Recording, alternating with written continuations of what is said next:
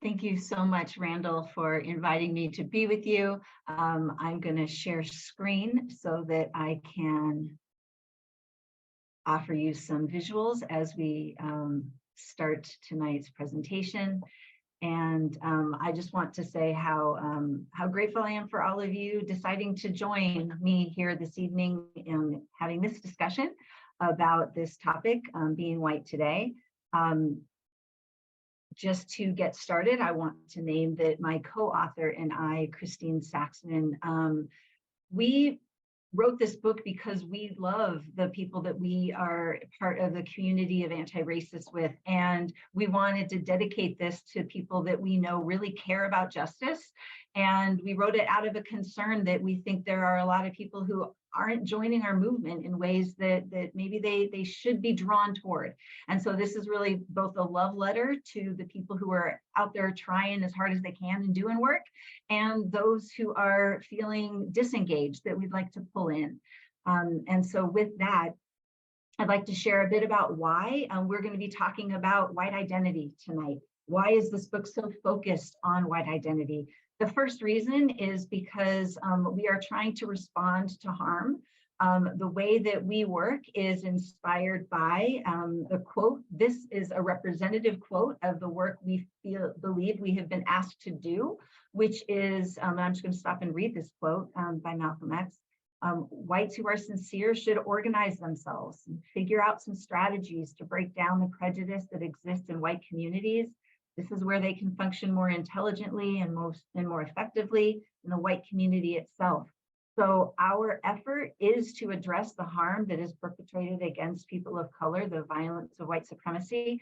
And we want to do that by ensuring that white folks are as clear as possible about how whiteness and harm and racism are enacted, so that we can do the best we can to do something about it. There's a second reason. And what this book is really inspired by is the fact that our territory has shifted over time, especially in terms of the language that we're using. And what I've noticed in my own trajectory within this work is that when I first started paying attention to race, I recall Beverly Daniel Tatum offering a class-based sort of exercise that said, hey, there are 3 different ways that are sort of known ways of being white folks, being racist, being unconscious, or being guilty. Please raise your hand if you want to be any of those. Those 3 models are not attractive. Nobody wants to be any of those things. Of course, we don't want to be any of those things. And what she had proposed at the time, this is back in the late 1990s, was we need to really amplify this idea of a white anti-racist ally, that is something that we could get behind. And the reason I'm offering that we have shifting territory right now is because this whole thing really confused and scared me at the time. This chasm that you see in front of you on this screen is because the idea of moving from being, unconscious, which is what I think I was at the time, to becoming an ally seemed like a really, really big leap. And in today's parlance, ally isn't even necessarily enough anymore. What we find out is that we need to be accomplices, or that we need to be co-conspirators, each of which takes a different and more enhanced skill level than even what is commonly understood to be an ally. And so I think I want to just acknowledge to people that what white folks who haven't paid a lot of attention to race throughout their whole lives are being asked to do is really challenging, and it feels really scary at the beginning stages. And what also makes it even a little bit dicier is that I think the language we are using these days often can make it seem like people are either adversaries or problematic allies, and that we need to be able to separate those 2 parts, that we don't want to treat people who are trying but maybe don't have the skills yet as though they're adversaries. And so I think paying attention to our identity process is a helpful movement toward helping us get to that ally or accomplice or co-conspirator space. And the third reason that we are going to be talking about white identity so much tonight is because we've got a lot of movements going on in our nation these days, and they are increasing the salience of race.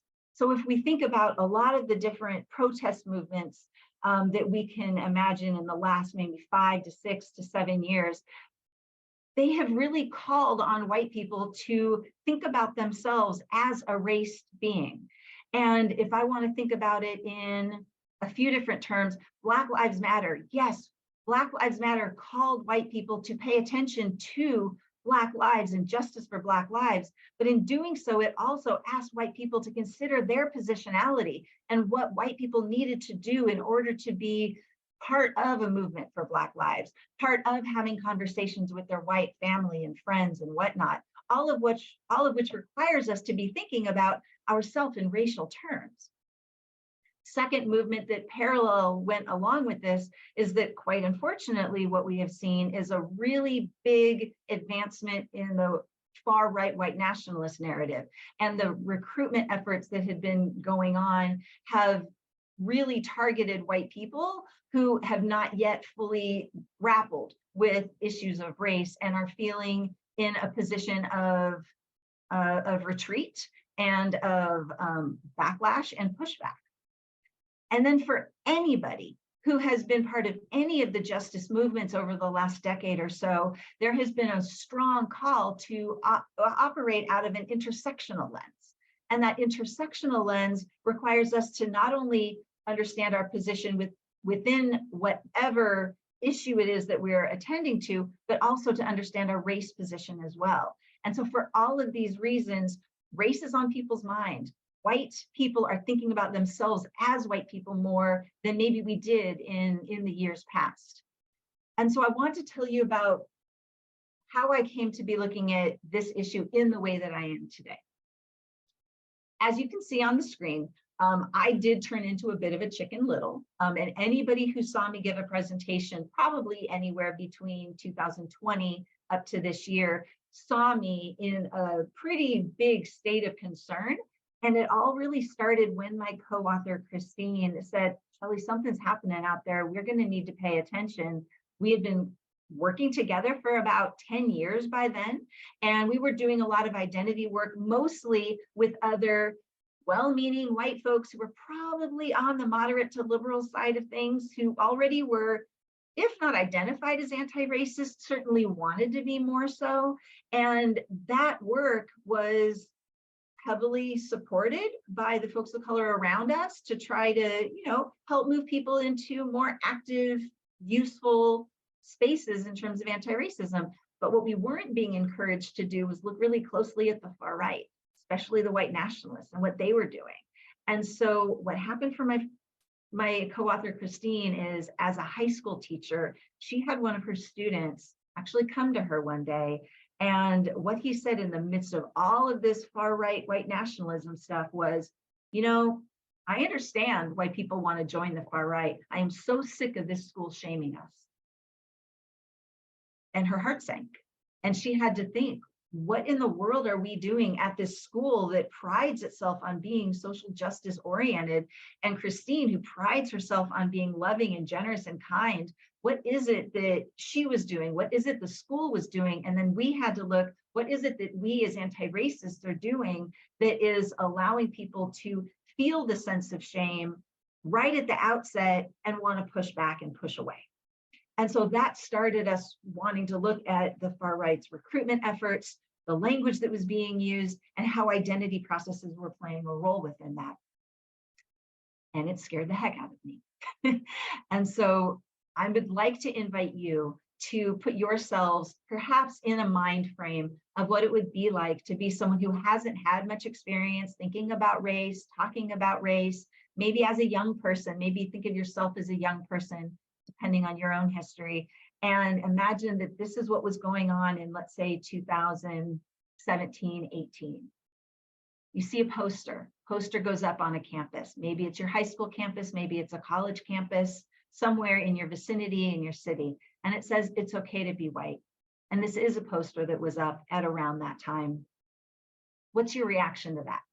What's your response when you see that? What happened for us in this nation is that people were clear. This was a meme, a message, a flyer put up by white nationalists.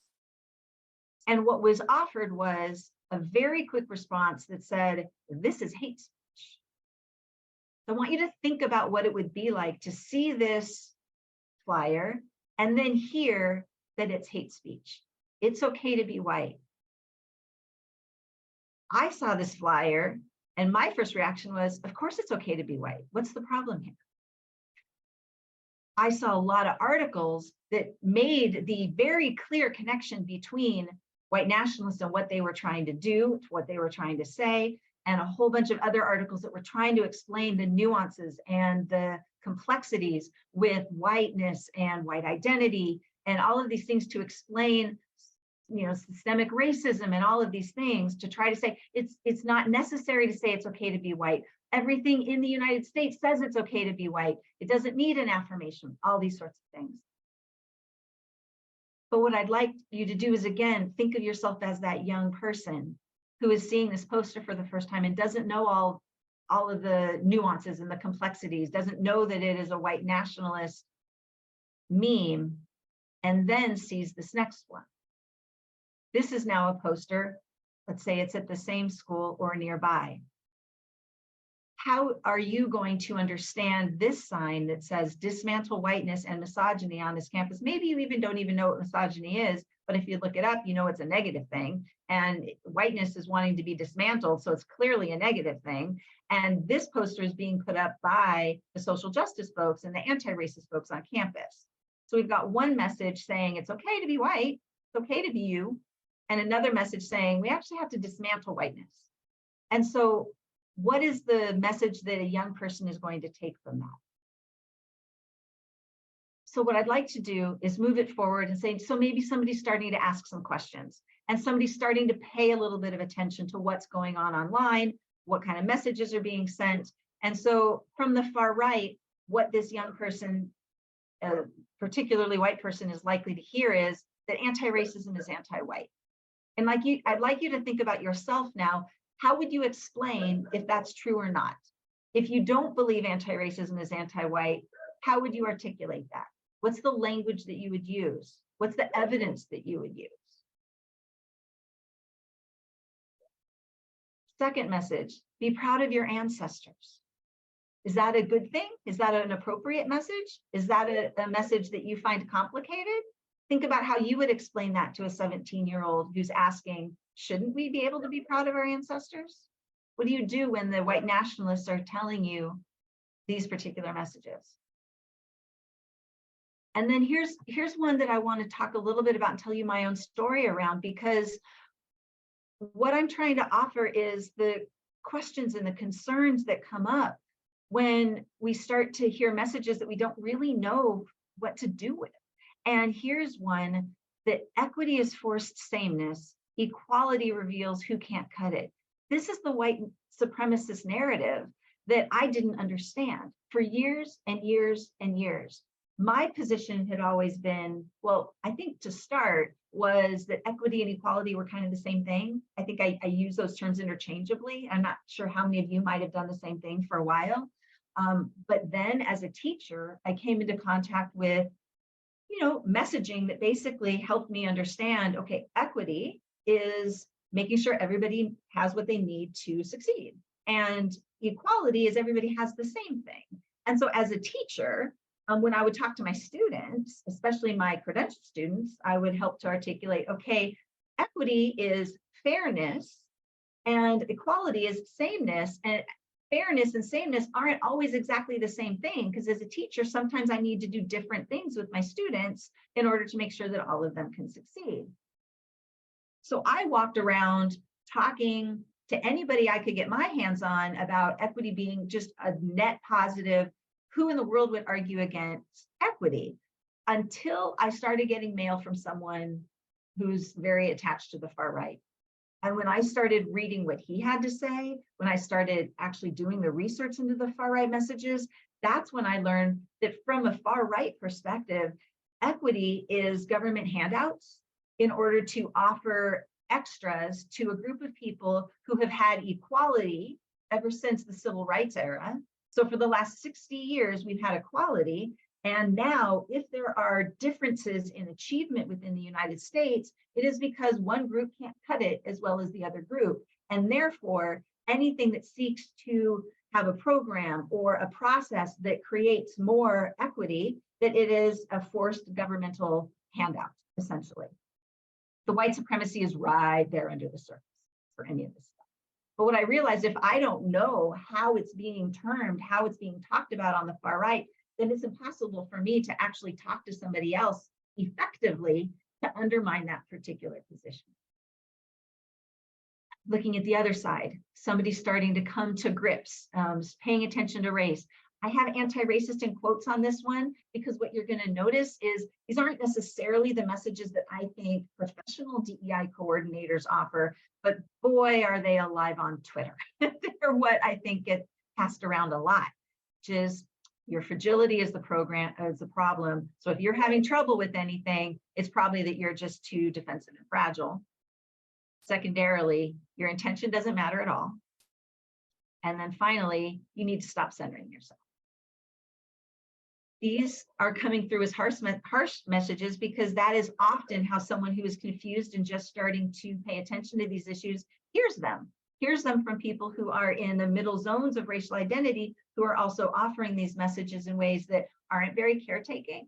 They're not very clear. And it's really hard to understand how we can be asked to do a lot of self-review and self-knowledge, but then stop centering ourselves at the same time. It's confusing. I know when I very first started going to Aware LA, there was a lot of support on one hand for us to start doing that come together and learn about ourselves work. And then on the other hand, we would hear this message that actually having white affinity groups was going in the exact opposite direction. It was a lot to sort through. It was a lot to figure out at the point of beginning where we were.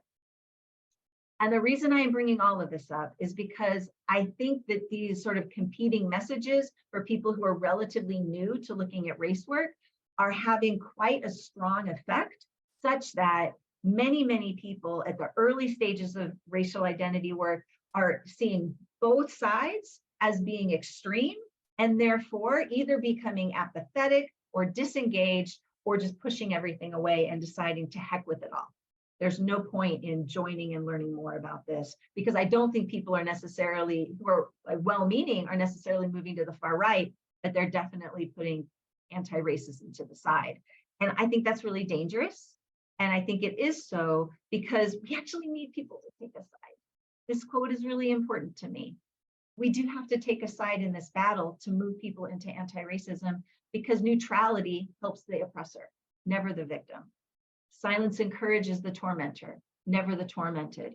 And I do have a strong sense that a lot of people who are otherwise very well-intentioned, solid, good people in the world, who are feeling dejected and pushed away from anti-racism, are therefore not standing up strong enough, not deciding to use their voice strong enough against the folks who are pushing against anti-racism, if that makes sense. In which case, the staying quiet is actually its own kind of problem. So I'm going to stop there for just a moment. I'm going to invite you to take about 30 seconds to just kind of do a scan.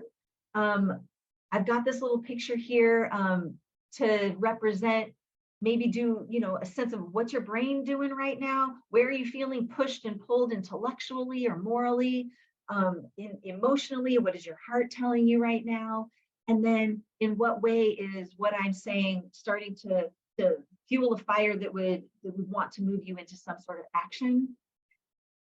What makes sense about what I'm saying so far? This is just the ground floor. I'm just laying the ground right now for why we're going to have the conversation we are tonight. Is there anything that feels so challenging so far? If there are feelings, where are they? How are you feeling it? Not necessarily going to ask you to out loud do that, but maybe pause for about 10 seconds.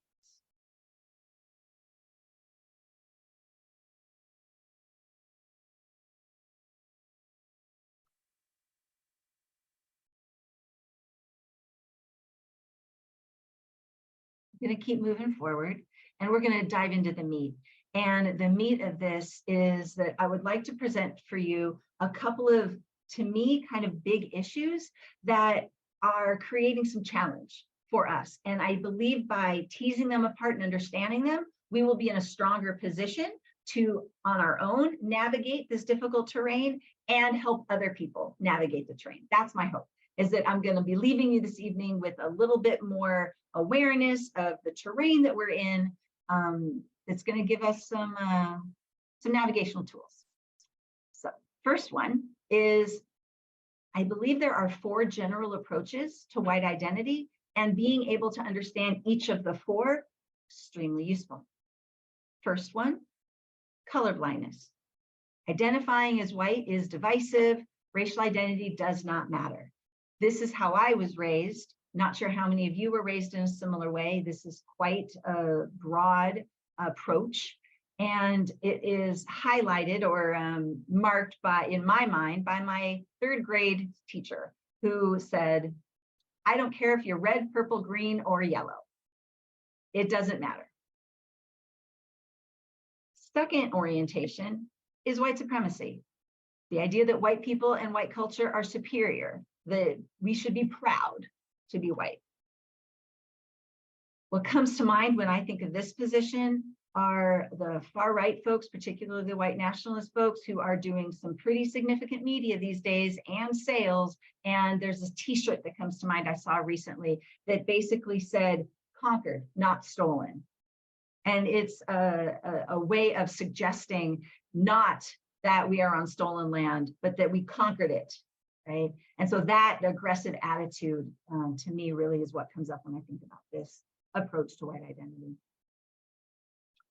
Third one, and you may not have ever seen it this way or heard this language around it, but I'm terming it the white abolition orientation, deeply sociological. And it basically holds that race is a social construct. It's not real. And identifying as white is fruit from a poison tree. And so we should all just try to be less white. I doubt anybody has really sat somebody down and offered this as a model, but we hear it a lot. We hear it a lot when people talk about being so-called white, or using the air quotes to say, well, you know, I'm kind, you know, I guess I'm white, with the air quotes and all of that.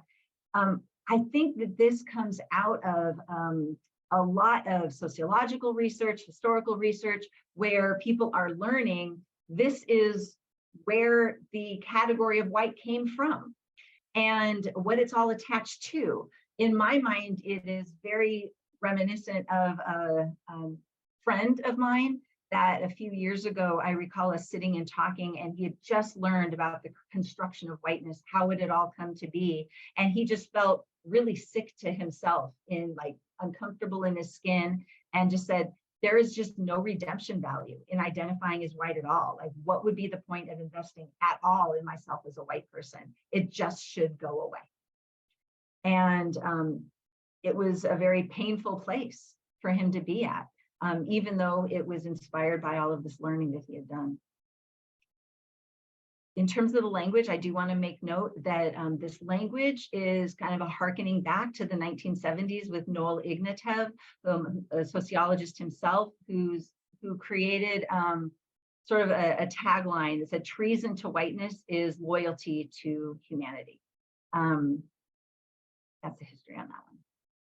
And then fourth, there's an orientation that is about advocating for a positive white identity. I think this is more psychological, more developmental, a bit more popular in the K-12 educator space. And it holds that race may be made up, but we have to work with it. White people should develop a healthy anti-racist racial identity. This is what my experience was at about 27 years old when I read Beverly Daniel Tatum's Why Are All the Black Kids Sitting Together in the Cafeteria? And this was a book that went through the white identity process, and it opened up my vision for what I could be, that I didn't need to sit in shame and angst about how I was associated with all of the negative things that came with the category, you know, development. And so this is what I am offering in the book as sort of a pathway. And here's why. Because when we look at these four, The colorblind position is problematic for all sorts of reasons, not least of which is it causes us not to recognize the racism that's around us. We don't look at it carefully if what we think is we're not supposed to be looking at race. White supremacy, off the top, we can just say that is morally inexcusable. We're not there. Problematic.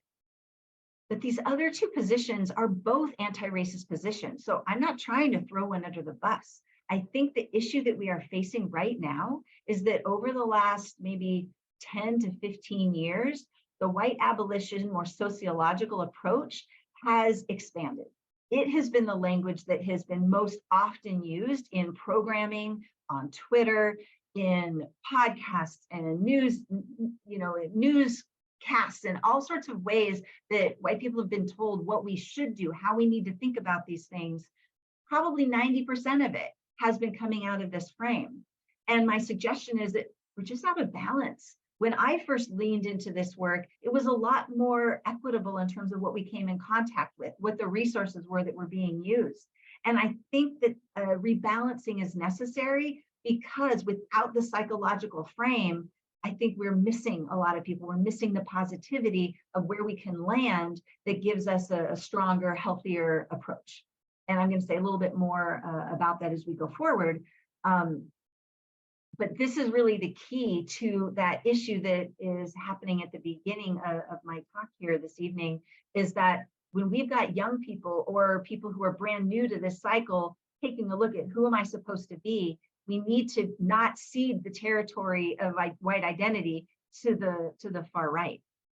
So Beverly Daniel Tatum's the one who woke me up.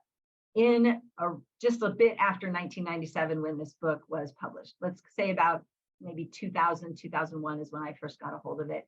And here is the segment of her book that made so much sense to me, and that was really a hallmark of how AWARE, LA, which has been my anti-racist home, has been operating.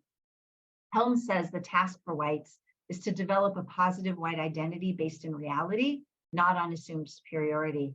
In order to do that, each person must become aware of his or her whiteness, accept it as personally and socially significant, and learn to feel good about it, not in the sense of a Klan member's white pride, but in the context of a commitment to a just society. So for a lot of years, this was a call that felt right to me, that felt good to me.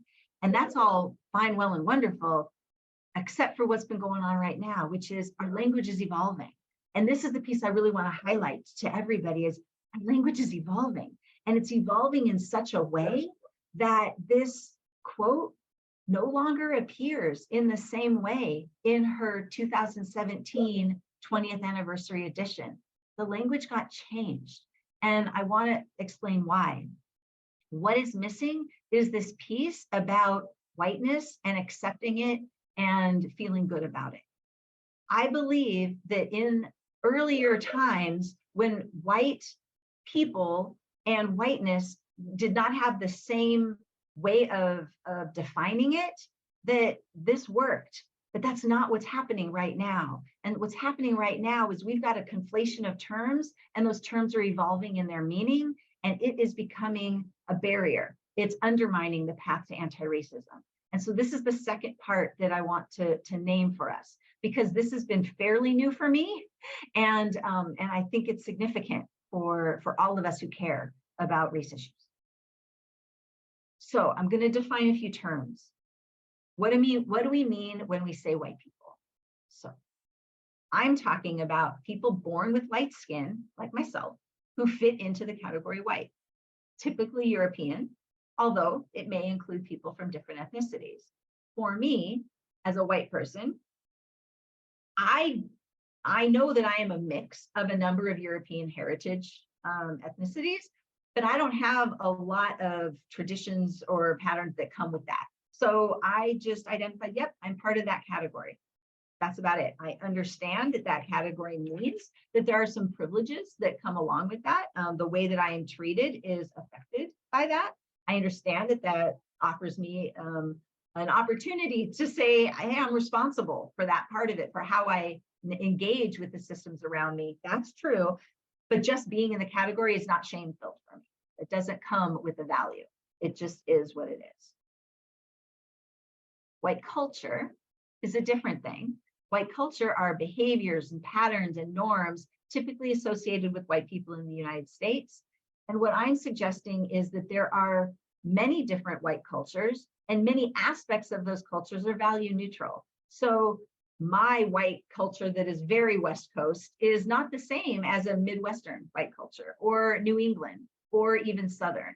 And the way that I dress, the way that I perform my cultural ways of being that include the food preparation that I have, the holidays that my parents and I celebrate, and our festivities around that, music and movies and TV and all of those things that are part of my day-to-day, some of that is completely value neutral. It just represents who I am. That's not the same as what we hear these days when people are talking about whiteness. Think about that poster in the beginning, dismantle whiteness. There's a judgment there. What we're saying is whiteness is bad with that language. So what is whiteness? Whiteness is a system that prioritizes white people and their ways of being, resulting in a white supremacy culture. White superiority is recognizable in policies and practices and attitudes and behaviors and all of that sort of stuff. And I know that it's a little bit of a flip, because I am saying that white people are not the same as whiteness.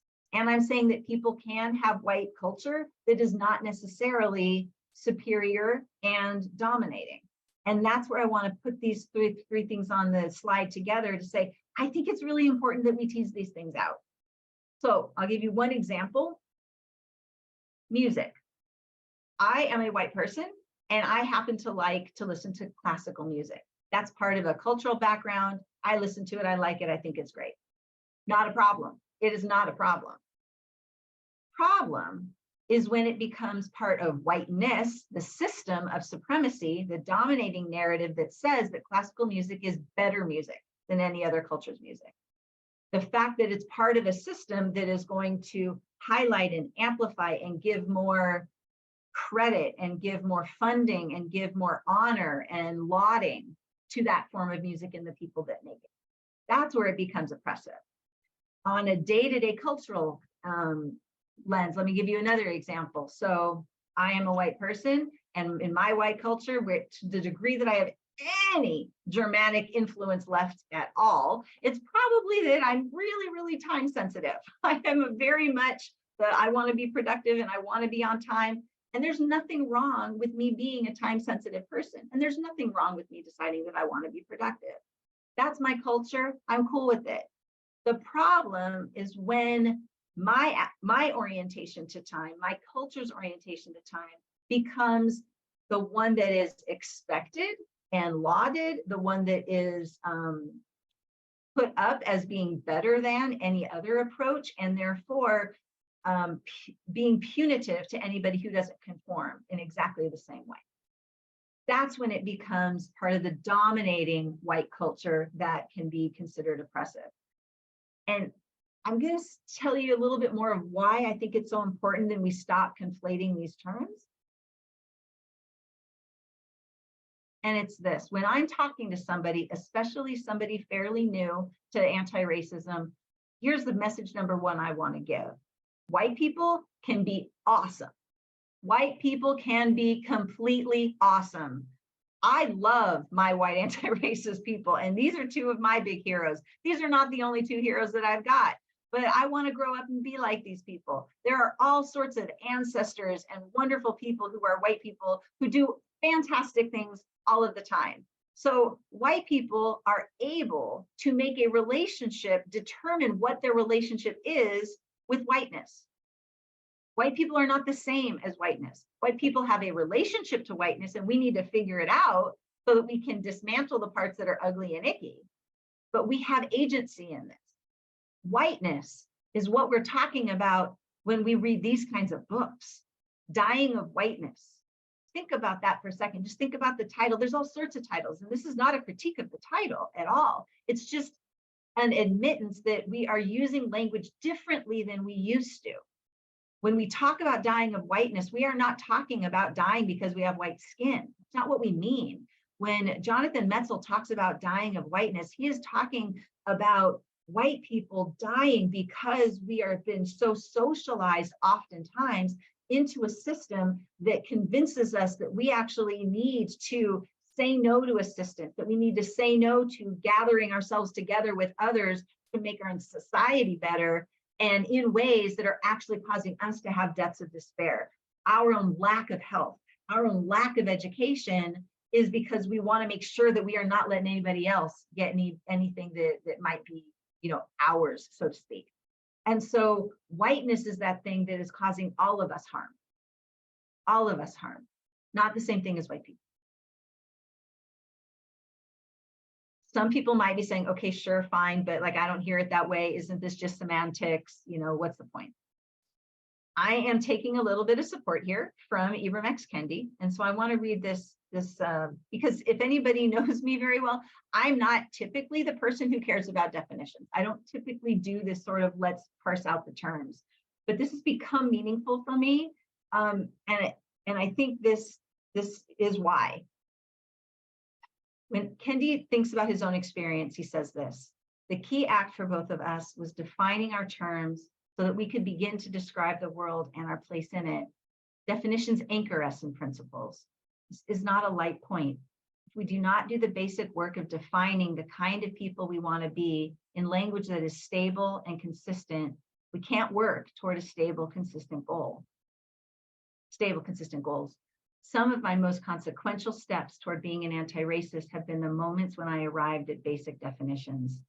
So this is about basic definitions. I didn't start out 20 years ago thinking that whiteness was simply about systems in this larger nest of values and attitudes that come with superiority and whatnot. But that's the language that is used more commonly now. And I think it's having some negative results if we keep conflating the terms. And one of them is that the far right is weaponizing the heck out of it. And so when I look at what the far right is doing, they are absolutely taking all of our lack of concern over identity development and making use of it for themselves. And what they are doing is because there is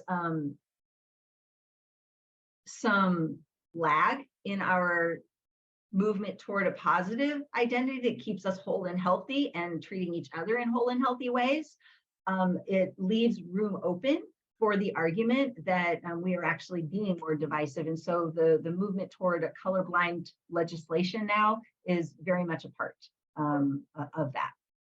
Secondly, we lack our own strategic engagement with one another. If we don't have a sense of ourselves being potentially healthy and whole, and whiteness being the problem, then we are far more likely to speak and act toward other white folks in ways that are pushing them away as opposed to bringing them in to anti-racism. And then finally, if we don't have a positive direction for ourselves, it can actually undermine our own motivation to stick in the work. It can cause us to become very frustrated very quickly by the messiness that does exist.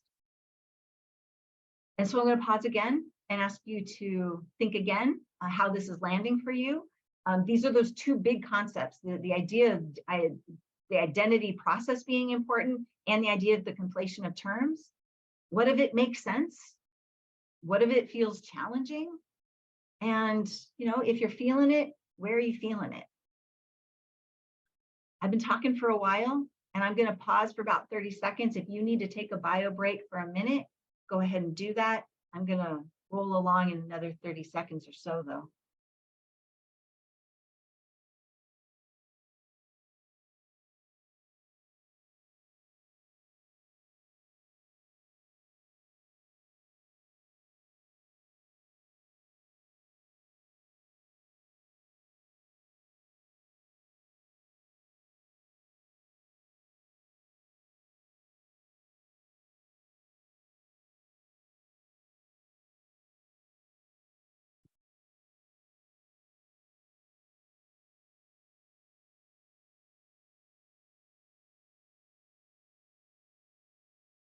I want to acknowledge that is definitely not enough time to go take care of oneself, and I know that. But I am going to invite you to maybe move around or take a quick stretch if you need to. I am going to get going in another minute or another moment or so, really.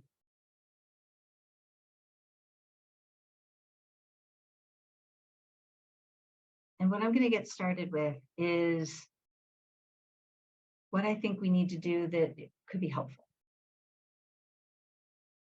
The far right, we need to know, they rely upon identity and belonging and community and really trying to foster that sense of identity, belonging, and community with people in order to successfully recruit to their cause. I think we need to actually do the same thing. We need to recognize the identity process as meaningful. We need to bring more people in through more strategic engagement that has positivity to it. That's really bringing people into a vibrant, alive community that cares about each other's development. And this roundabout is our attempt to articulate what that can look like, so that we can be better prepared to help support people to do that, so we can help ourselves do that. It is a positive identity-focused pathway. And so if you can see my little cursor going around, you notice it's messy. All of these little, bits on here, imagine it's those of us taking a pathway as though we're in little cars, moving around the roadway, moving around this really messy roundabout. This part, these early phases, the early phases in this roundabout, these are some struggle positions. This is where it's really hard. It's really emotionally taxing. And so we need to have sort of emotionally mindful orientation in order to not only understand ourselves of what's going on for ourselves if we are in these different positions, but when we're talking to people who are in these early positions, how do we help people shift into a position that is less emotionally fraught? And knowing more about how this roundabout functions is what can help us become a community that helps each other learn how to situate ourselves more often toward this autonomy approach, which is the center position, which is really, I think, the goal.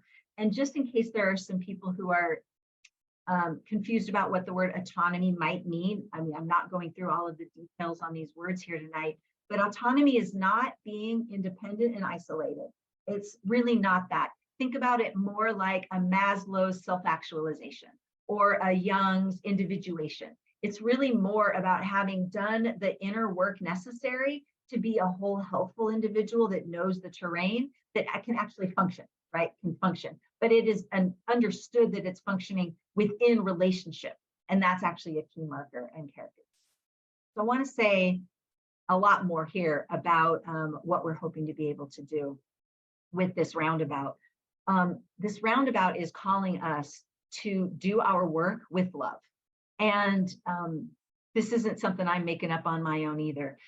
James Baldwin was really clear that we as white people, we have got to learn to accept and love ourselves in ways that we haven't necessarily done. Let me just pause for a second on this. White people have quite enough to do, he says, in learning how to accept and love themselves and each other. And when they have achieved this, which will not be tomorrow and may very well be never, the Negro problem will no longer exist, or it will no longer be needed. And then he says, I use the word love here as a state of being or a state of grace, not in the infantile American sense of being made happy, but in the tough and universal sense of quest and daring and growth. And the reason I'm bringing love in here, the reason I'm being called by people to bring in love here, is because it's the way that we are going to be able to help support people who are in the early positions of identity development to move forward and to do the resolution work that needs to happen in order for us to make progress here. And so I want to say a bit about what it means to remake our relationship to love, because this brings me back, way back to when I very first started doing this work and actually was doing the research for the Witnessing Whiteness book. And some of the key insights that I learned at that time was that my white culture had really taught me to approach relationship in a way that was very conflict avoidant. I was taught to be polite, to maintain comfort at all costs, and that actually being a good person was to do that. And what I've come to realize is that the love that we are being asked to do is really more about investing in people through the conflict, that growth occurs through our discomfort. And then very closely related to that is the need to deepen our relationship to love, because what I experienced, at least, was that my white community taught me to keep things pretty superficial, to focus on the clean, the tidy, the cheerful, and that if anything kind of moved outside of that, it was a problem. And so what I was called to do is say, okay, I need to get a lot more authentic. I need to show those warts. I need to be more raw and more vulnerable and more messy. And before somebody starts thinking, well, raw is about, yelling and screaming out whatever is on my heart or mind, this isn't about being mean to other people. This is actually one of the challenges, is that at the beginning and middle zones of racial identity, when we haven't really resolved the emotions that we have around being white, we tend to lash out. We tend to be more aggressive. And we're being called to try and not do that, to actually, get into a more healing orientation. And that involves dealing with conditionality, and whether we are very quick to distance or reject other people who might have views that are different from our own. And a deeper sense of love is abolitionist. It is that no one is disposable. It is completely different than the way that my family functioned. And it's hard to admit and it's hard to say, but it is true that I have far fewer people in my life because my relatives canceled each other out years and years and years ago in ways that some can't be repaired. And that's hard for me to think about. But when I look at my colleagues and friends who have had a very different growing up experience, that's not what happened for them. And this is a repair place for many of us, maybe not all, but for many of us. And forgiveness plays a really big role in this. And this is one of the deepest messages that I heard when I joined the Aware Collective. And we had this maybe 6-month process where we were just trying to form this group and trying to figure out how is it that we're going to pull more white people into this group? How are we going to become influential? And I will never forget it, because one of the women said, if we can't forgive ourselves for the errors that we've experienced, for the things that we feel badly about, we're never going to be able to forgive the other people that we're trying to influence. If we can't forgive ourselves, we can't love ourselves, can't forgive them, we can't love them. And that's the only way we're going to be able to actually be influential with them. And that's just always stayed with me because I think it's so true. And Paul Kibble, who has been a great mentor for me for many years, offered this upon his retirement not that long ago. He says, we're going to have to love people into our movements for justice. White people, men, heterosexuals, people with class privilege, etc. That is our complex and necessary challenge. How do we love, listen to, and invite people to join us in the life-giving, life-changing, life-saving work of defending our communities, building the world we want to for ourselves and for our future generations? And I want to pause here for a second and see what stands out to you. Notice what strikes you most out of this. Just take a moment.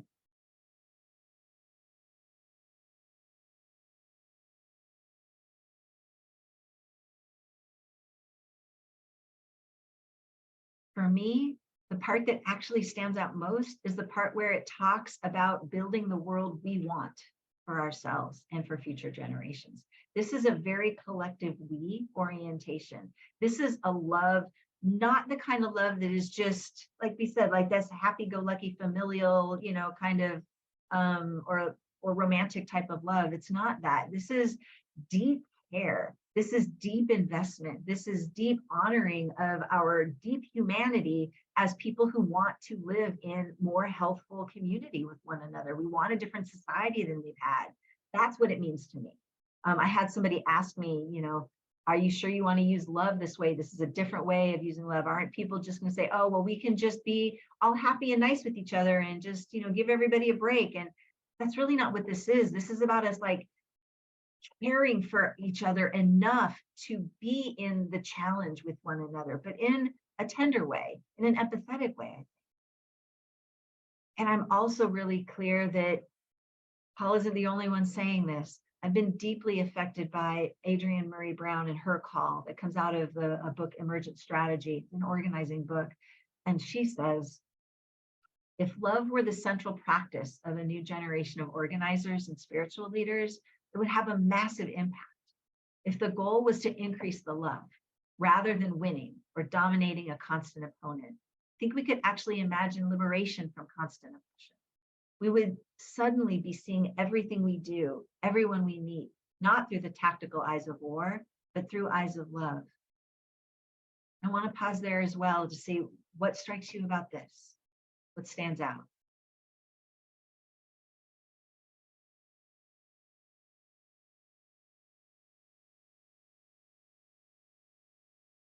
For me, what I have to be honest and say is even when I do these kinds of presentations, I'm aware that I still have that default that says it's us against them. We've got a battle. We're in a battle for the soul of America. Like I'm still so easy to fall into battle mode. And that ends up manifesting and oozing out on how I treat other people, even people who are trying to be on quote unquote the good side of things. And so I need to be honest and reckon with myself that I absolutely still have socialization in me that sees anybody who's in disagreement as being like on the wrong side, and therefore somehow something I need to fix like right away and immediately, or they're dangerous. And that's something I really need to think about and look about as I think about what does it mean for me to stay invested in anti-racism and pull more people in. That's for me. You may take your own wisdom out of it. But for me, the story I want to tell you is that I think that this is generative work that is challenging, but altogether doable with consistent community care. So I want to tell you a quick story about an experience I had that pushed all of my buttons, really made me have to evolve in a moment. and yet it was so beautiful and so much what I want to live into. So community, anti-racist culture building is something that I think is a real goal that we all need to pick up. And the first level 1 strategy is to ensure that we welcome people and meet people where they are. Being supportive to people means sharing affirmations and appreciations regularly. And so I want to start here with this story that happened not terribly long ago. I was going to an event. It was an event that I attended because I wanted to hear how the end of a big project had turned out. I had meant to participate in the project in full, but I had some personal issues that got in the way. So I couldn't do it. I could not satisfy what I had hoped to as far as, commitments and whatnot, but I wanted to hear how that ended. So I show up to this meeting. It's a day-long meeting. I think all I'm going to be getting is, the top line, here's the results. What I walked into was a space where maybe 20 people were present. But what they had was about 3 different orientations to how you could offer affirmative validating messages to people who had participated in the project. One of them was having a paper bag up on the wall for every single person that was coming to that meeting, and more paper bags in case more people showed up. And the idea was throughout the day, you're going to write notes and put them in there and offer all the what you think is awesome about that person. That was 1 out of 3 activities available in the space for the entire day. It was amazing. And I was like, oh my God, that was my first reaction. My first reaction was, oh, this is a little bit too soft here. Let's just get to the data, because that's still my default. And then what I realized is this entire day long was going to have about 3 hours full of processing. It was going to be all of this. So how did you experience this thing? What was it like for you to go be part of this process? What does it mean for you as a person? And how are you carrying it forward in your life? And what does it mean for, your ability to show up to a next kind of project somewhere in the future? All of this work on valuing how things had happened, not just what happened, not the result of what happened, but how it happened. And how could we have been more deeply connected or humane with each other? How did we become deeper humans with people based on having participated in the project? And again, I rolled my eyes. And I rolled my eyes because I was like, God, I just want the results, right? And deep focus on accessibility, investment in disability justice. I mean, like everything was about disability justice. Every email that went out preparing had about 3 paragraphs worth of information underneath all of the logistics, just to describe everything that was going to happen in the space, to make sure that anybody who happened to show up would know exactly what they were showing up to, just to make sure that no one was surprised, and so that there could be some articulation of how do we help support the situation in case the location we have isn't exactly right for what your needs were. And accessibility was checked in with about 4 times throughout the day.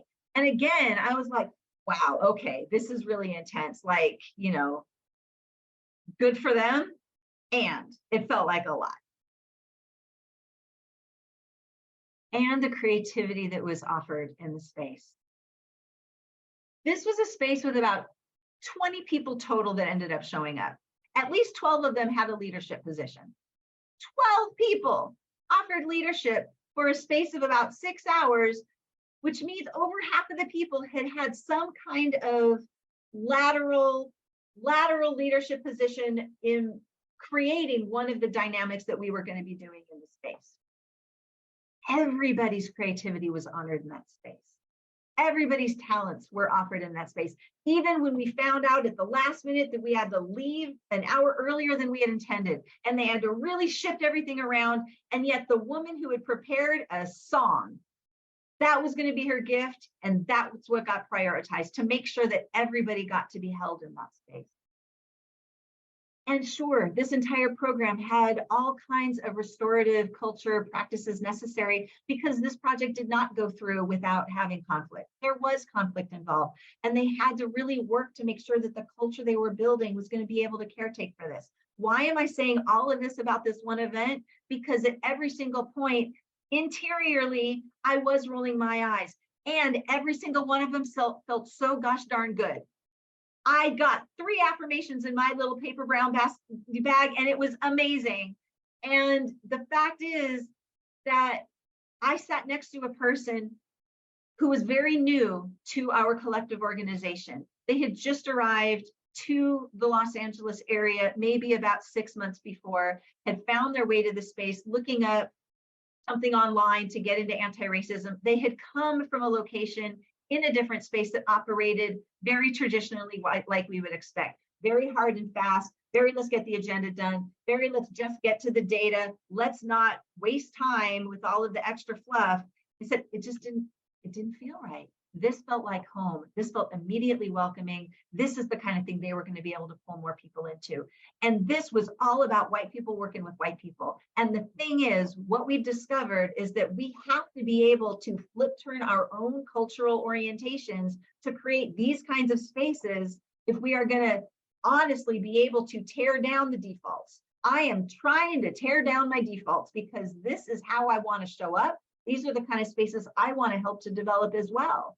And it is moving against my whiteness socialization.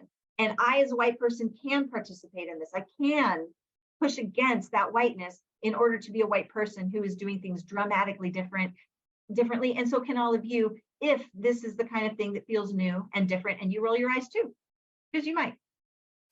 And this is not separate from the idea of creating a positive anti-racist identity. In fact, I think the building of the positive sense of self is key to being able to pull off what I just described.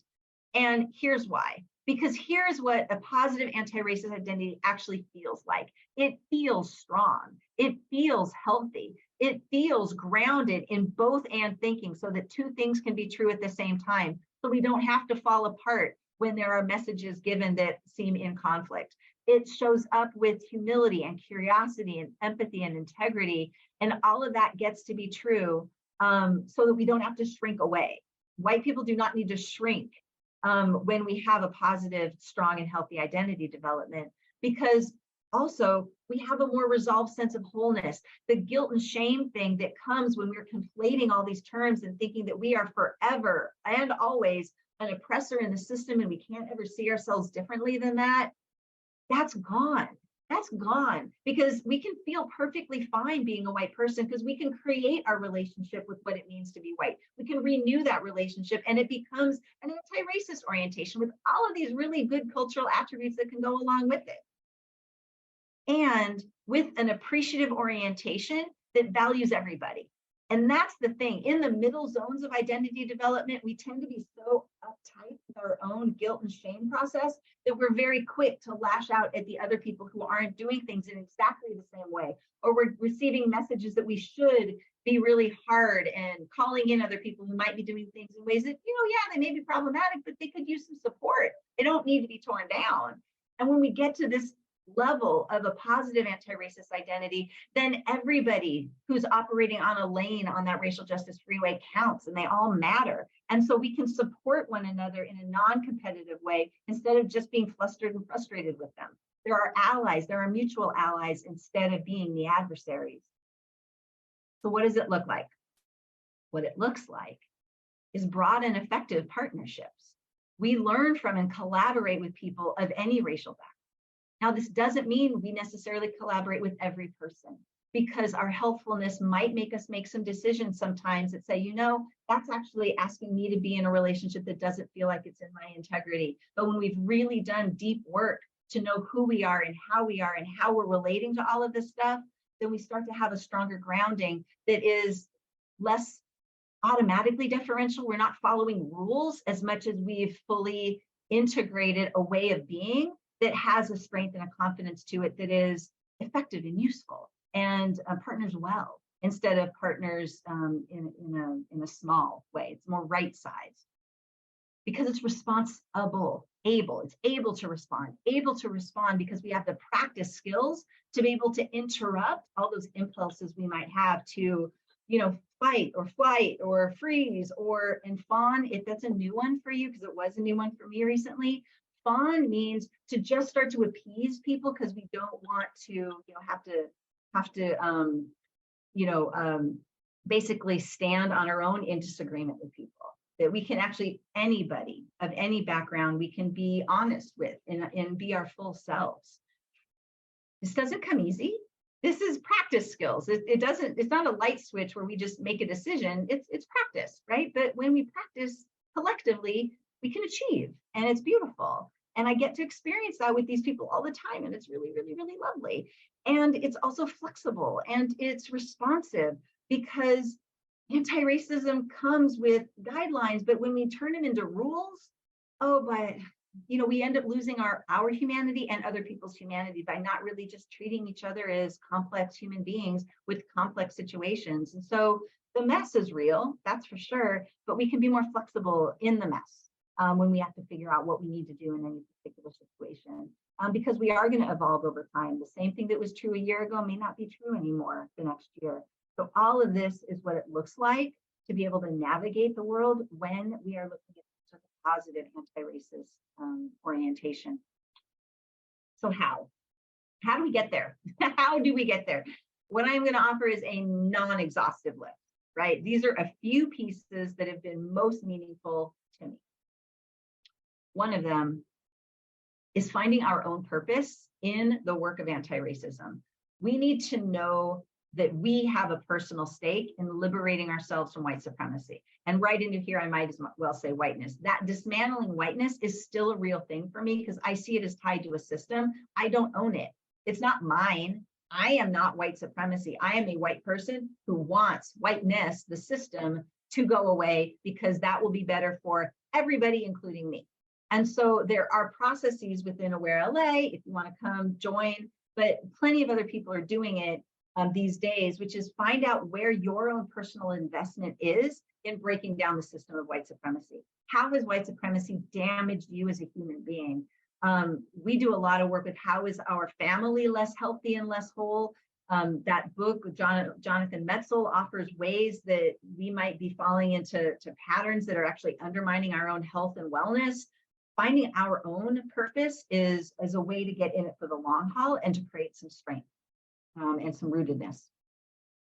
And then, of course, adopting a more lifelong learning orientation to this work is super important, obviously. But even more important is the attitude about it, which is we're all imperfect, and we're all perfectly imperfect, right? I think that probably should say perfectly imperfect. I put that there on purpose in order to have an estate, right? So I think it's perfectly perfect or perfectly imperfect. I think it's perfectly imperfect. In any event, we're not perfect, and we have to be okay with not being perfect. And if we can find a culture around striving that isn't perfect, I think that helps. It helps because anti-racism is super messy. And if we're going to invite people into a mess, we're going to have to hold each other as fully human, amazing people, even when we're making errors. And to do that, we really need to amplify empathy, developing empathy for ourselves and other people. This is a healing process. And it really is a marker of a movement outside of some of those positions that are just really tied up in guilt and shame. And so that's where we have to, as a community, have each other's back and ensure that we are not reaching out in hostility toward the people that we want to influence, quite frankly. And so that's really the big underlying part, is the working in community. This is not stuff that we can really do all on our own. And we shouldn't have to. We shouldn't have to. There are absolutely so many groups and people who are available to help guide. You may be already part of a group that is supportive in this way. If you don't have a group, join one that I'm a part of. awarela.org has sessions happening every single month where we come together and support each other to talk about the errors that we're making, talk about the striving that we're having in influence, and we're trying to make influence over, and the good, the bad, the ugly, and how we help each other. Really, really useful, because it's really a learning, action, reflection cycle that is most mirroring one of the positions that is most essential to get us into that autonomy position, which is about, we learn something new, we try something new, reflect on it. We learn something new, we try something new, we reflect on it. It really all is a big cycle. It involves making errors. It involves needing to get picked up and brushed off, trying it again. But for those of us who are still sitting in a sense of deep discomfort with who we are as white people, and I want to acknowledge that it can take a really long time to move outside of that deep well of upset. It's actually the confidence built by the small successes over time that really is what makes the difference. That's where the confidence comes in. That's where the sense of grounding starts to come in. It's not just because, oh, I'm going to go find a rooted self in some other place. The holes that we have get filled through community striving and the small little successes and growth points over time. And with that, healthy white identity fosters resilience. It fosters joy. It really allows for an attractive pulling in of other people. And that has been what's been most beautiful for me. And so what I am doing is wrapping this piece of it up in order to say, this roundabout is all rooted in love. It really has to be about how we love ourselves and each other in order to foster the kind of liberated sense that Adrienne Maree Brown is asking for. But more than that, this roundabout that is explained in great detail in this new book, Being White Today, it's attempting to reveal all of the different interpersonal dynamics that happen from these different positions. So whether you are looking at it from a place of, well, what am I experiencing in all these different positions? How do I move in and out of them? How is the person that you're trying to be in connection with also experiencing these positions? Because just as a quick little example, if I am in an immersion process, which is the learning about myself and acting, learning and acting, that's that cycle. This position is really marked by that cycle. It's marked by a position of learning how to be grounded in a both and position. And so I'm starting to recognize the need to be really closely related to other white people and do this work. I'm going to have a very different conversation with somebody who is grounded in pseudo-independence, which is a sense of, I know what racism is, I hate it, I'm working against it because all those bad people out there really need to be, talked to and made to be different, and I'm just fine. It's a position that's marked by seeing the structural issues, but not really seeing how it has been socialized in ourselves quite yet. this is a different conversation that I'm going to have than with somebody who's in disintegration. And I'll just offer, disintegration is a much earlier position on the roundabout in the identity wheel. And this place is really about cognitive dissonance, about I'm just starting to see racism for the first time. I'm not really sure what it all means. I've got some moral dilemmas going on in my head, and I'm kind of at risk of landing not necessarily always on the anti-racist side. I might land on the defending whiteness side, and I might be going back and forth and back and forth. And the person who I talk to ask my questions is going to make a big difference in which way I really land. If I end up talking to some far right person who tells me that all of these disconnections in my head are really just a bunch of smoke and the status quo is actually perfectly fine the way it is, I might end up just landing in the defending whiteness side of things. And I might be more likely to get pulled into an even further direction of embedded racism. However, if I happen to be lucky enough to be talking to somebody in this position when I'm either here or here, I might be able to strategically have a much different conversation that is really about hitting their needs where they are so that they can start to understand, hey, you know what? Right, the world may not be operating the way that you think it thought it was, but that's not your fault. I'm going to really worry about uncovering and making sure this person doesn't get caught in guilt and shame here so I can scoot them over to another position. So you can see that there's strategy behind this, and I'm going to stop there, but that just gives you a sense of the kind of outcome we're looking for from this book, people being able to navigate themselves and other people through the knowledge of what this identity process can look like, which is why I'm saying it's practical. It is a practical support system so that we can see this navigational, terrain in front of us, because, and this is just reiterating what I already said, it's the cycle of learning. It's I'm going to learn something new. I'm going to try something new. I'm going to reflect on it. That is what ends up addressing the kind of loss that we often feel inside, the longings for a different way of being in the world, and the limitations that we experience when we are, in that socialization.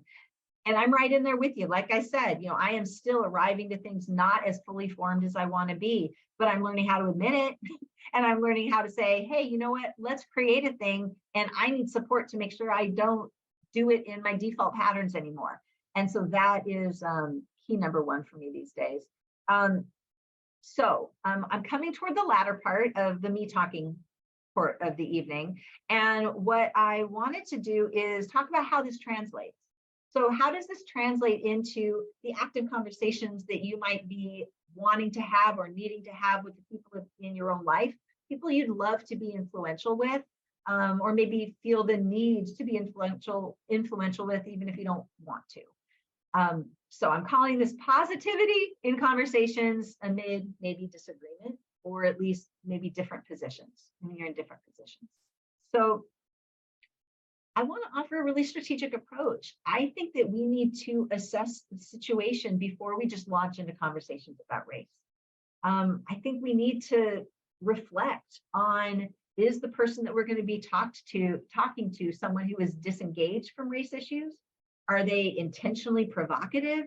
Are they something in between? Are they actually really engaged with race issues, but maybe in kind of a different position? So reflecting on what's the purpose of the conversation that I'm intending to have? What is my position on the roundabout? Because if I know what my position is, I also can know what my sort of trigger points are going to be. I mean, what my sensitivities are going to be, so I can plan for that. If I also know what their position is, I can better understand what their needs are going to be, what's the value system they're holding right now, so I can kind of preemptively prepare. These are the stories, these are the parts of my own experience that are most likely going to relate to the struggle points that they're having in their own life when it comes to navigating issues of race.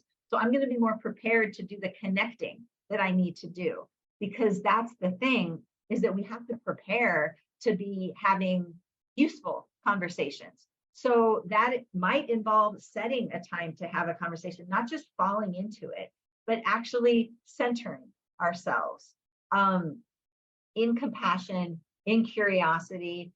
This is not, sorry, that you just, like happened upon somebody. This is more like, okay, this is a thoughtful conversation, that I'm going to try and have. So that when we engage, that we are going to engage with an effort at first to listen and to connect, and very specifically looking for shared values. And that can be a real challenge. And you might have to do some real deep diving to figure out, where is this person situated in their thought process? Asking questions, not rushing in with our own stories, but really digging in to find out, why are they viewing the world the way they do? And what is the value that's underlying that position? Because if we can find a place to say, I hear you, this is something that concerns me too, in a different way, then we can offer something that might be a little bit different, creating a bridge between my position and your position, or their position, your position, after having located those differences, and then using a both and in order to clarify and connect some pieces. That's at least the idea there. And trying to be a model, to offer uplifting anti-racist perspectives, because so often when we show up with the hardest, the most difficult information, we can overwhelm somebody, particularly if we know that their position is on the earlier side of racial identity development. Then actually that's the last thing we want to do, is overwhelm them with really hard things. What's important is for us to, kind of gently coax a little bit, building, one brick on top of another. It's just these are kind of tips and hints. Okay, last piece is to breathe. These conversations that we have with other white family and friends are not meant to be conversion moments. They're just not going to be. We are not going to take somebody and totally shift their perspective in night. It's a conversation, not a conversion. So we want to avoid descending into a debate. We're trying to plant seeds. And we can do that by getting real curious, trying to find out why they believe what they do, what they think is going to make things better. Try to find those shared concerns or values and be sure to name them. And then this might be a little bit repetitive, but it's a little bit more particular too.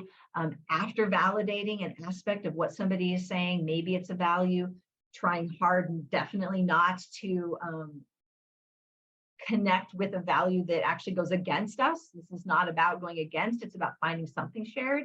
But then adding another idea, something else that extends the idea a little bit more.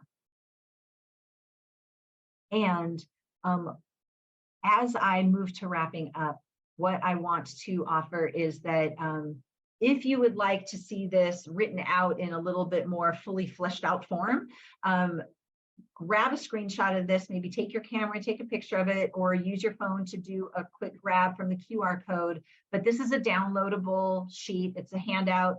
There's actually 2 of them now. I'm glad to say there are 2 different ones that kind of exemplify 2 different types of conversations. One of them, when we're trying to talk to somebody who's still in more that colorblind zone and trying to get them to notice and appreciate that racism is a big thing in and of itself. And then secondarily, a different conversation with someone who absolutely sees racism, but not within themselves yet. And so thankfully, we have a wonderful host for this session this evening, who is going to be sending out a resource sheet following this session, probably tomorrow, and links to these resource sheets are going to be on there. So what you have on this slide is only one of them, but there's another one that will come to you tomorrow. And I am going to be wrapping up the presentation part of this with some contact information. You can feel free to, again, take a screenshot of this as I do some sort of final talking points here as a conclusion. By way of concluding, what I would just like to end with is that this entire thing for me has really been about trying to figure out how, unfortunately, a lack of offering a positive vision for what it means to be a white anti-racist has ceded a lot of territory that the far right and white nationalists specifically have been really taking advantage of. And there's so much confusion out there, so many people who are popping their heads out, trying to look around and see what's available. And basically seeing what they feel like is extremity on both sides. And that's a thing that I think we can only close and bridge by really deepening our healthful orientation to this work. And that is dependent on a healthful orientation to ourselves as white people, for those of us who care. So that's my kind of synopsis. And I am going to stop screen sharing now, because I'm going to hand it back over to those who are hosting, who are going to now orient us toward some Q&A. And thank you so much for sticking with me through all of that. Okay, thank you. Some pretty meaty stuff there. Ryan, your audio's odd. Oh. There you are. Gone off or bad? You were, it's like your head was in a pillow, but now you're good. Okay. All right. So we have some questions that came in via chat, and we also have live questioners queued up. So let's see. I'm going to go grab some of those that came in earlier on chat. And some were comments, some were questions.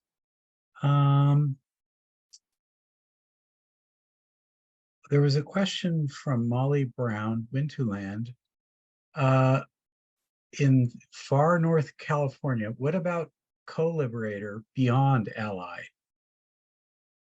That was early on in the talk. Yeah. I love all the language. I don't think there's anything wrong with any of the language. The only point I was offering is that we are advancing in our language. We are evolving. We are asking for new ways of relating and becoming more precise. And that's great. And I think what I just want to amplify is for people who are kind of new, it can be really scary. I think co-liberator is lovely. And I would love to make sure that we build resilience so that people who are taking on that language don't end up feeling undermined and scared when they do approach other people who are using different language. I think that's what for me is most important, is building the resilience so that whatever you've got going on that's really beautiful and wonderful, it supports people to hear other people with other language that doesn't frighten them off, if that makes sense. It does to me. Okay, we have a live question from Eleanor Elizabeth Foreman. I'm going to ask you to unmute, and it says your camera's on, but we don't see you. We see the earth. I'm in a very hot place and I'm not dressed. Okay, fair enough. Go ahead with your question. For Shelly. Here.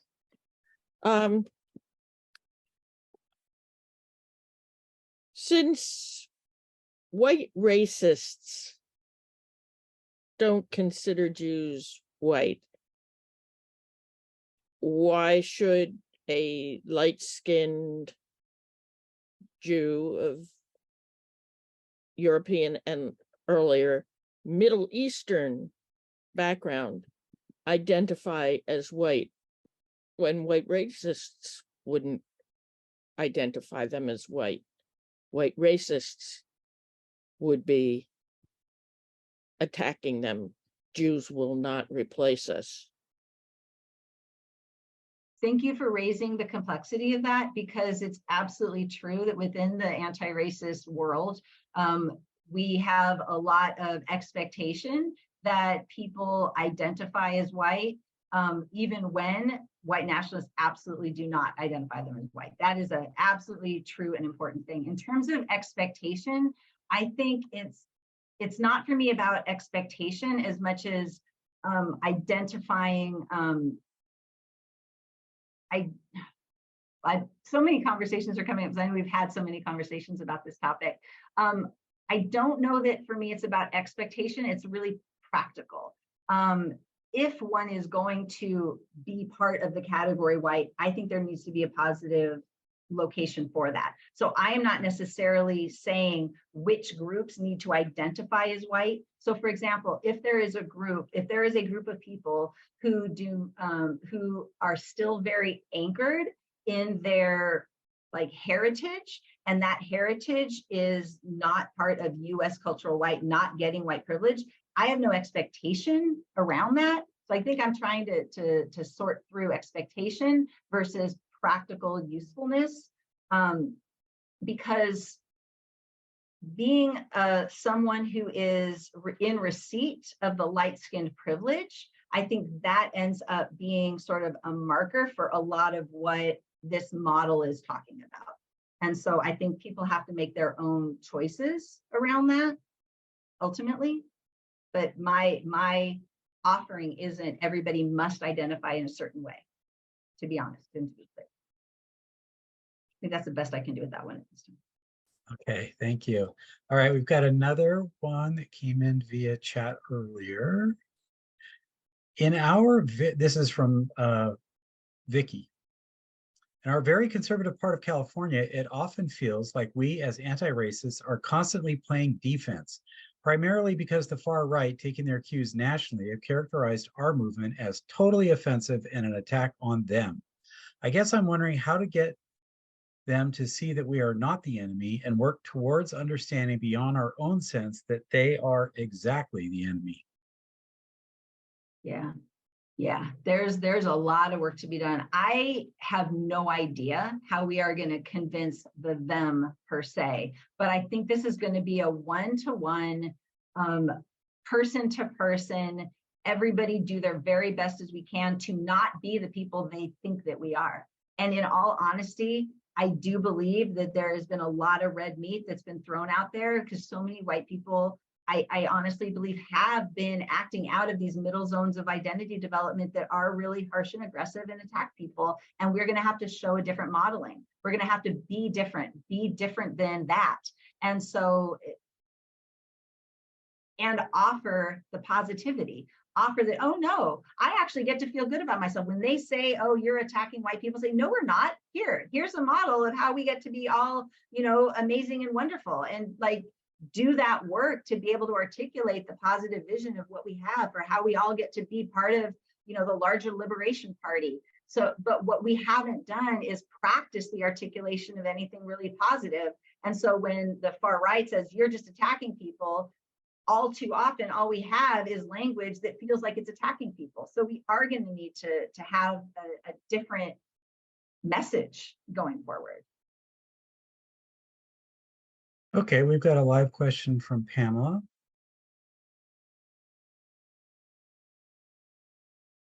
I've added my own spotlight. I'm really appreciating the language of love because sometimes I feel like the aggression, the making wrong, the making bad comes from our own side. You're not doing it enough. I think the phrase white fragility is abused when people are trying to grasp a situation and don't get it completely, that we push ourselves away at the same time that we're trying to do the work, and it becomes exhausting. And all kinds of on the left activists. White women have been blamed for so many things.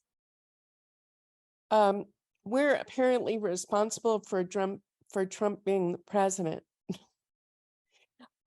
Nobody else who voted for him or didn't vote for him gets that blame, but it's like the white women, and it's just like, I find it so aggressive. I get really tired of the conversation. So this love thing was really new, and I appreciated that, and I'm looking forward to going through that more. Thank you. This might be a point where I can offer the way the structure of the book works is intentional. Most of what I said tonight, and I apologize for going on too long, I get a little bit passionate. Almost everything I said was really about the first couple of chapters, just setting the foundation of why are we in this position that we're in. All the rest of them are like fictional characters showing how they are navigating the world and how they are what position they're in, illustrating each of the positions on that roundabout, and then introducing them to situations where they are grappling with either a far right message and what happens with them, or an anti-racist message and what happens with them.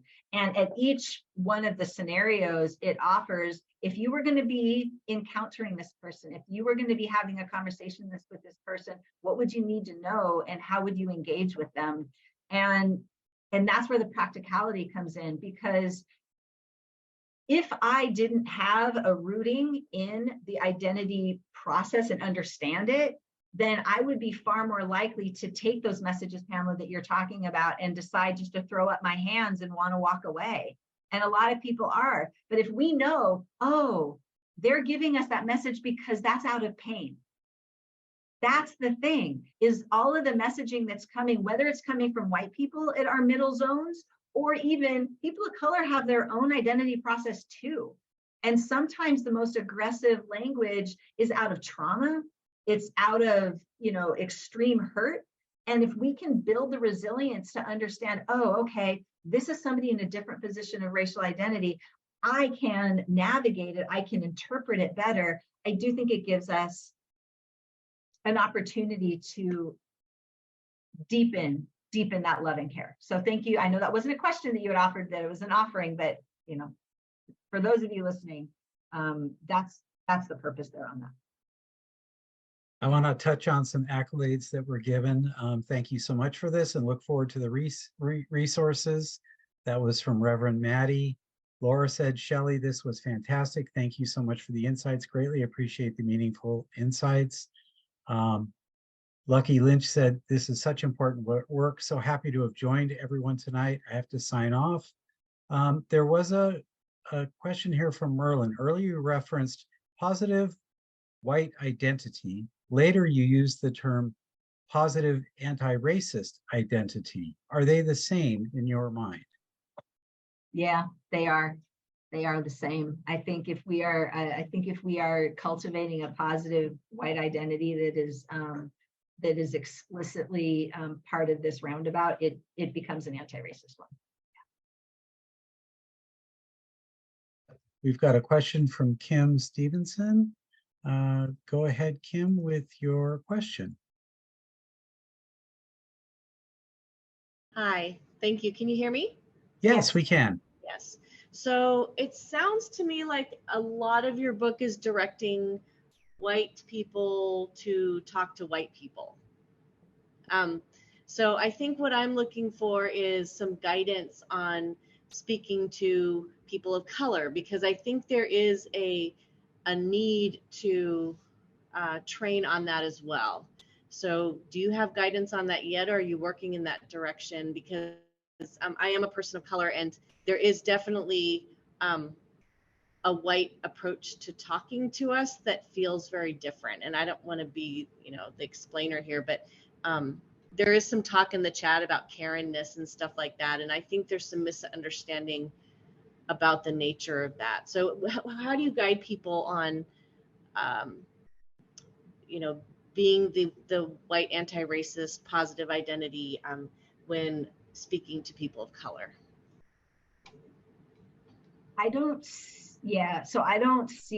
a positive anti-racist identity meaning here are your talking points or how you do that. But in terms of like what are the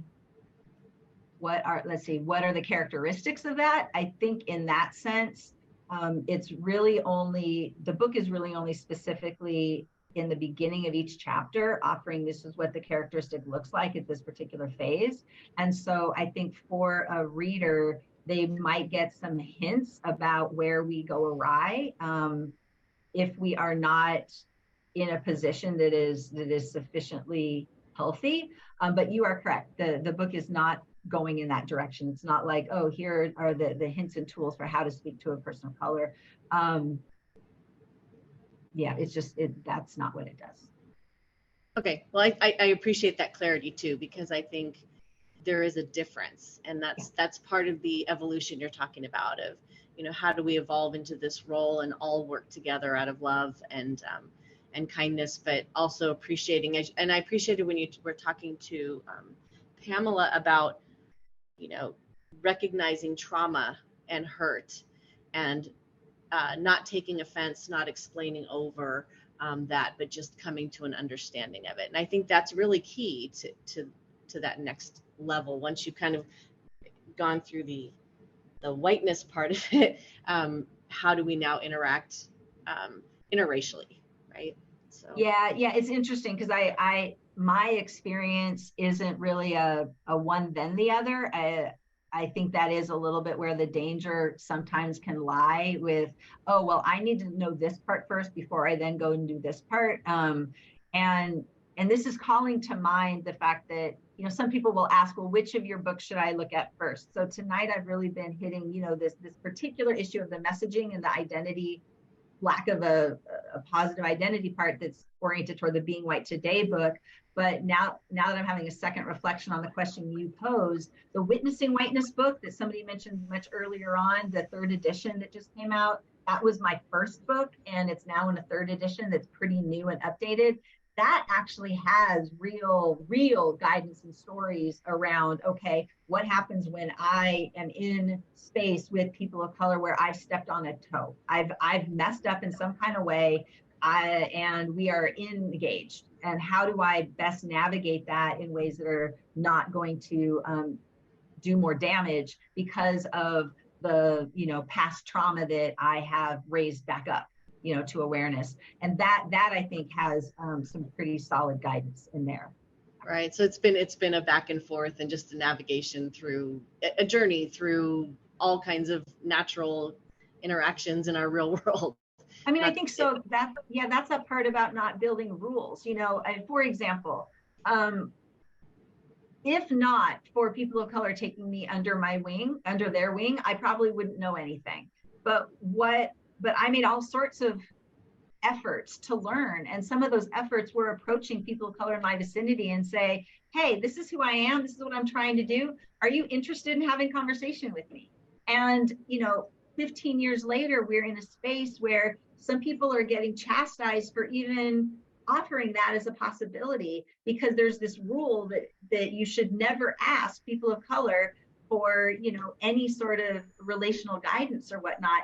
And that, for me, is where the rule goes too far. It takes away agency. We're not treating people of color as human beings anymore, because the part that gets lost is the core spirit, which is don't expect help. Don't expect the assistance. Don't place your burden on somebody else. That's not the same thing as inviting somebody to be a partner with you if they so choose. You know what I mean? So to me, that's where, when we get to the complex, when we have done our work enough, when we have tried and then reflected and tried and reflected, we start to develop more of a skill at tossing out a question to see what comes back. And then we can more readily make those cross-race relationships, because we're asking questions in different ways, because it demonstrates the work we've already done. That's why it's not so easy. It's just like a 10-point tip sheet. You know what I mean? Yeah, that's a tough one. I don't know where the subtle difference is between teach me and let's work together, right? Or I don't know. I don't even know what that question is or what the difference is, but I hear that. So thank you. Sorry, I don't want to dominate this, but it's a question that's been on my mind. Thank you so much. Yeah. Thank you for the question, Kim. That was really great. It's so easy to get caught up and be afraid to say anything. I think I fall into that. Let's see. There was a question about whether or not the actual slides are going to be available as a downloadable resource. I know you're put together a great packet that we're going to be sending out. If you want to answer that, and then there's also a comment that said from Eleanor that says, loving is less stressful than declaring war. Oppression creates stress. We can free ourselves from oppression. So that was 2. Yeah, I can, while you're scrolling, I can answer that. The presentation is available. There's all kinds of tip stuff that's available. The actual PowerPoint is not yet being made available. Not Okay. as a PowerPoint. Okay. Sarah said, we're going to read this in our White Affinity group. Thank you. Finding common values reminds me of David Camp's work. Vicky said, my wife and I, whose account I'm using, were able to hear you last February at the CTA Equity and Human Rights Conference in Santa Clara. We are working with an anti-racism task force at our Methodist church here in Reading. some here tonight, and the approach you offer is very much what we need as a beloved community here in Shasta County. Eleanor asks if positive white is the same as anti-racist, then can only whites be anti-racist? Oh, definitely not. That's definitely not. So I may or may not have been clear about this part. This whole thing is not my construction. Essentially what Christine and I did is we have been each of us been very heavily influenced by Dr. Janet Helms. And she is the Black psychologist who developed her version of a white identity model years ago, like I think in the 1970s or 80s or something like that, long ago. It was popularized by Beverly Daniel Tatum in her book, Why Are All the Black Kids Sitting Together in the Cafeteria? And it just was developed out of looking at what were typical patterns. So what are the typical patterns that white people tend to go through? And what was discovered is that there is a position where white people have explored and learned and collectively developed enough to actually really heal the wounds. And that's really the point of what I'm uplifting. And the healing of the wounds is almost by definition, like uncovering and moving out of that socialization that is so destructive. And so can every group have its own process? Absolutely. And in fact, every group does have its own identity process, and they're different. So the white identity process is not exactly the same as that for folks of color. And there are specific ones for different groups when you look into it from a research perspective. But each of them has that sort of goal place that is more resolved, where people are really working across difference and feeling quite comfortable doing so. And it's also really clear that it's not trying to throw anybody under the bus if they're not operating from that particular position all the time. And that's where the humanity of this comes in. So if we were to look at that roundabout again, I think sometimes I work out of that autonomy zone, but not all the time. And in fact, there are times where, I come up against something, I get challenged by something, it's a new idea. For example, for me, it was the abolition question, which really threw me for a loop. I really wasn't sure what to do with that conversation when I first heard about it. And I started going to workshops because I felt really obligated to keep up with my anti-racist community. And I ended up going to workshops that really put me into a more like a decentered position. And I had to work myself back out of it with people in conversation. And why am I saying all of this? Because when I'm in these different positions, there are some positions that folks of color are in within their own process that are like really not going to work well.